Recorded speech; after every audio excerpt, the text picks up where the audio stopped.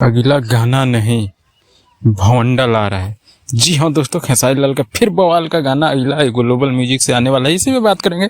इससे पहले आप लोग RRP, जी हाँ दोस्तों, हमारे चैनल RRP साथी पर पहला बेर आए हैं, तो हमारा यही रिक्वेस्ट है कि चैनल को सब्सक्राइब कर लीजिए और अपना प्यारा सा कमेंट, यानी कोई भी राय हो तो अपना राय जरूर रखिएगा कमेंट में। चलिए शुरू कर देते हैं वीडियो को।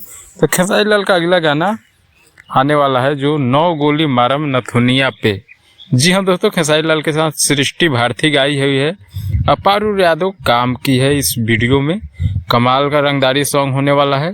ये गाना बहुत पहले आने वाला था, लेकिन ये गाना को रोक दिया गया था। जो बना चूफ चूफ गाना आ गया था ग्लोबल म्यूजिक से, इसीलिए इस गाने को रोक दिया गया था। लेकिन ये गाने को सब खेसारी फैन को इंतजार है, आएगा तो यूट्यूब जाम कर देगा। यूट्यूब जाम करेगा एकदम बवाल तरीके से और कमाल तरीके से।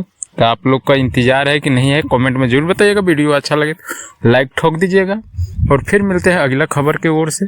जब तक के लिए हमारा चैनल RRP साथी पर आए हैं तो आपका स्वागत है और चैनल को जरूर सब्सक्राइब करिएगा। मिलते हैं फिर अगला वीडियो में, जब तक के लिए बाय बाय।